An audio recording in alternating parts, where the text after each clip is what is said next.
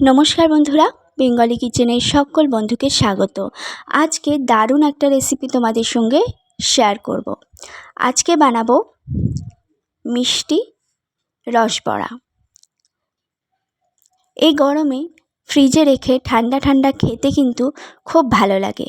তো অবশ্যই বাড়িতে একবার ট্রাই করো। তো চলো রেসিপি শুরু করা যাক।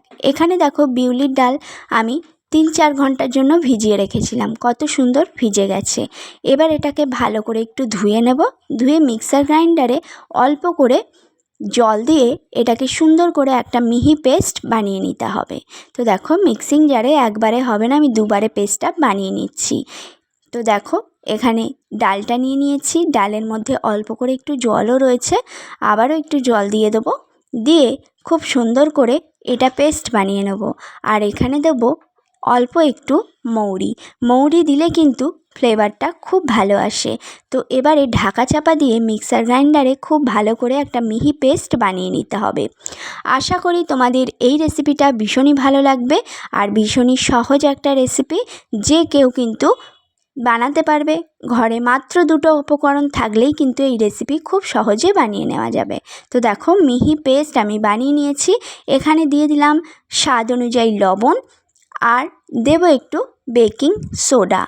দিয়ে আবারও খুব সুন্দর করে ফেটিয়ে নিতে হবে। যত ভালো করে ফেটানো হবে তত কিন্তু এই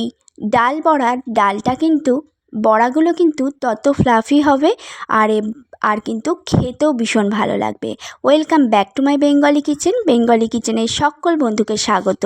আশা রাখি আমার সমস্ত পুরনো বন্ধুরা ভালো আছো, আর নতুন বন্ধুরা যারা চ্যানেলে আসবে মনে করছো তাদেরকেও কিন্তু অসংখ্য ধন্যবাদ। প্লিজ সাবস্ক্রাইব করে পাশে থাকা বেল বাটনটা অবশ্যই প্রেস করে রেখো, তাহলে যখনই কোনো নতুন রেসিপি শেয়ার করব সেটা সবার আগে তোমাদের কাছে নোটিফিকেশানের মাধ্যমে পৌঁছে যাবে। তো দেখো এবার বেকিং সোডাটা দিয়ে আমি আবারও একটু চামচের সাহায্যে ফেটিয়ে নেব। যত বেশি ফেটানো হবে তত কিন্তু এই বড়াগুলো খেতে ভীষণই ভালো হবে আর এর মধ্যে রস ঢুকবে খুব ভালোভাবে। শক্ত হবে না, একদম নরম হবে আর মুখে দিলেই কিন্তু মিলিয়ে যাবে। এই গরমের দিনে এরকম রসবড়া থাকলে ফ্রিজে রেখে খেতে কিন্তু জাস্ট অসাধারণ লাগে। বারবার করে বলছি, আজকের রেসিপি কেমন লাগলো অবশ্যই একটা লাইক দিয়ে দিও ভালো লাগলে। আর যারা নতুন বন্ধু তারা কিন্তু সাবস্ক্রাইব করে পাশে থাকা বেল বাটনটা অবশ্যই প্রেস করে সাথে থেকে যেও। আমিও থাকবো সকলের সাথে। কদিন ধরে সমস্ত ভিডিওগুলোতে কপিরাইট আসছে বলে তোমাদেরকে একটা মেসেজ করেছিলাম, তোমরা কেউই তার উত্তর দাওনি। কিন্তু এক দাদা আমাকে বলেছিল যে মিউজিকের জন্য এই সমস্যাটা হচ্ছে। তো মিউজিক ছাড়াই আজকে ভিডিওটা এডিট করছি, দেখি আজকে কপিরাইটটা আসে কি না।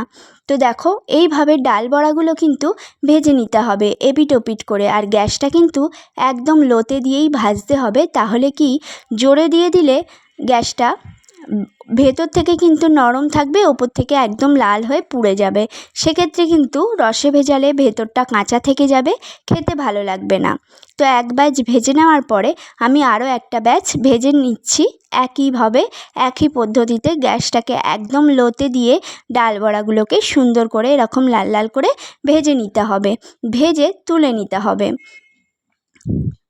আবার এই ডাল বড়াগুলো কিন্তু শুধু গরম ভাতে ডাল দিয়ে খেতেও ভালো লাগে, আর রসে ভেজানো থাকলে কিন্তু ভীষণই ভালো লাগে। তো দেখো এখানে সমস্ত বড়াগুলো আমি এইভাবে সুন্দর করে ভেজে নিচ্ছি। আজকের রেসিপি কেমন লাগলো অবশ্যই কিন্তু কমেন্টে এসে জানাতে ভুলো না। আর বন্ধুরা তোমরা কিন্তু লাইক দিতে ভুলে যাও, কমেন্ট করো কিন্তু লাইক দিতে ভুলে যাও অবশ্যই। যারা এখনও লাইক দাওনি তারা কিন্তু অবশ্যই করে একটা লাইক দিয়ে সাথে থেকো। আর নতুন বন্ধুদের বারবার করে রিকোয়েস্ট করছি, পাশে থেকো, সাথে থেকো, সাবস্ক্রাইব করে। আমিও থাকবো সকলের পাশে। এইভাবে ডাল বড়াগুলোকে ভেজে নিয়ে একটা বাটির মধ্যে পরিমাণ মতো জল দিয়ে দিয়েছি। আর আমার কাছে গুড়টা ছিল বলে, খেজুরের গুড়, আমি গুড় দিয়েই রসটা কিন্তু বানাচ্ছি। তোমাদের কাছে যদি গুড় না থাকে সেক্ষেত্রে কিন্তু তোমরা চিনির রসে এগুলোকে ভেজাতে পারো, তবে গুড়ের রসে ভেজালে কিন্তু এই ডাল বড়াটা খেতে বেশি ভালো লাগে। তো দেখো এখানে আমি পরিমাণ মতো গুড় দিয়ে দিয়েছি। রসটা কিন্তু একটু মিষ্টি মিষ্টি হলেই বেশি ভালো লাগবে খেতে। তো সেই পরিমাণ গুড় আমি এখানে অ্যাড করেছি। গুড়টাকে দিয়ে গুড়টা গলে গেলে এর মধ্যে দিয়ে দেব দুটো ছোটো এলাচ ফ্লেভারের জন্য। ছোটো এলাচ দুটোকে দিয়ে দিয়েছি, দিয়ে আবারও এই রসটাকে ফুটিয়ে নিতে হবে। এটা কিন্তু ঘন বা চিটচিটের কোনো ব্যাপার নেই, জাস্ট একটু ফুটে গেলেই রসটা নামিয়ে নেব আমরা। তো দেখো এখানে দেখো গুড়টা কিন্তু আমাদের এখনও গলেনি। গুড়টা মোটামুটিভাবে গলে গেলে দেখো গুড় গলে গেছে, আমি ঢাকনা দিয়ে রেখে দিচ্ছি। তারপর ঢাকনাটা খুলে এই ধোঁয়া ওঠা গরমটাকে একটু ঠান্ডা করে নিতে হবে। গুড়টা একদমই গলে গেছে, আর এখানে বললাম যে গুড়টা গলে গেলেই কিন্তু রসটা এখানে রেডি হয়ে যাবে। তো দেখো এখানে এরকমভাবে সুন্দর করে একটু রসটাকে ঠান্ডা করে নিতে হবে। ঠান্ডা করে যে ডালের বড়াগুলো ছিল সেই ডালের বড়াগুলো কিন্তু আমরা এর মধ্যে দিয়ে ঢাকা দিয়ে রেখে দেবো। তো দেখো এরকমভাবে ধোঁয়া ওঠা গরমটাকে ঠান্ডা করে নিতে হবে। তো দেখো ধোঁয়া ওঠা গরমটা ঠান্ডা হয়ে গেলে এই যে বড়াগুলো ভেজে রেখেছিলাম, এই সমস্ত বড়াগুলো আমি এই রসের মধ্যে ভিজিয়ে দেবো। ভিজিয়ে দেওয়ার পর একটু 10 মিনিটের মতো ঢাকা দিয়ে রাখলেই কিন্তু এগুলো ফুলে ডাবল হয়ে যাবে। তো দেখো 10 মিনিট ঢাকা দিয়ে রাখার পরে তোমাদের দেখাচ্ছি এগুলো কেমন হয়েছে। তো দেখো 10 মিনিট পরে আমি খুললাম, একদম রসগোল্লার মতো ফুলে গেছে।